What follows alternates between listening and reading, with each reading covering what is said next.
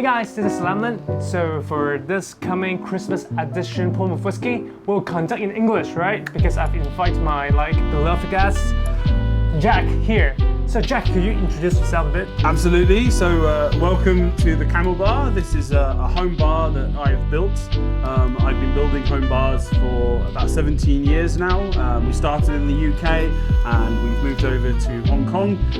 And very happy to have you guys here to look at these festive whiskies.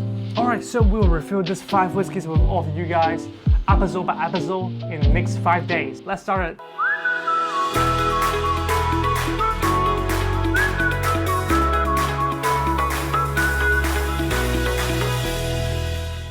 Hi guys, welcome to the third episode of the Christmas edition. So today we have something very unfamiliar.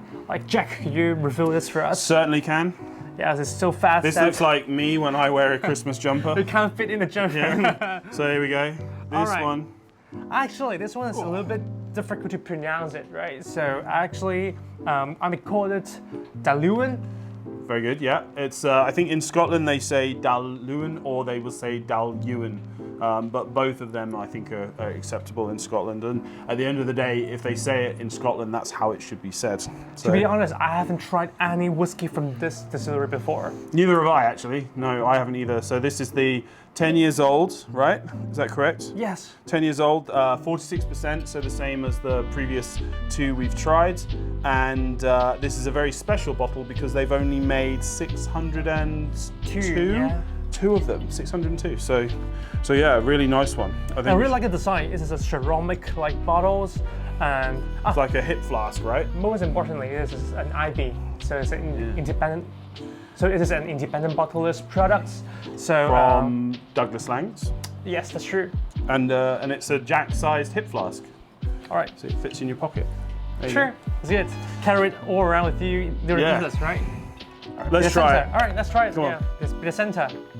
You're in charge of pouring because I still spill them. All right, cool. It's a very nice bottle. I have some difficulties on pouring this, right?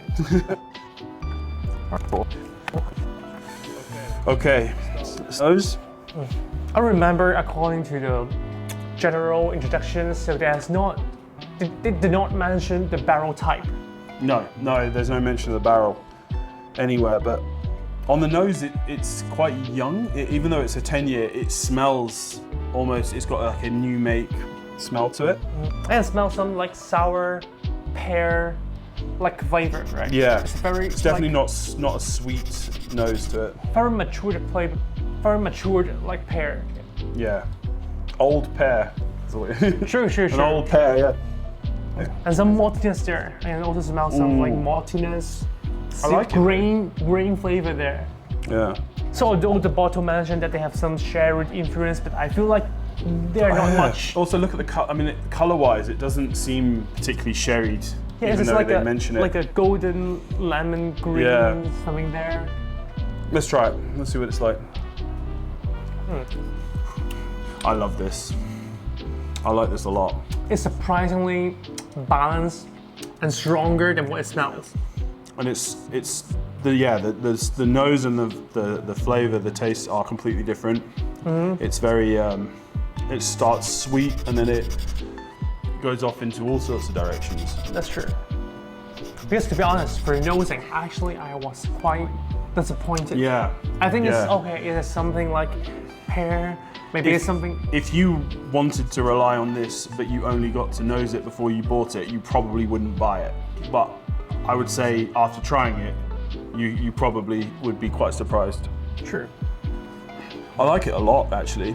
I get pepper, strong pepper flavor, and then I get a real coffee, like a coffee finish bit.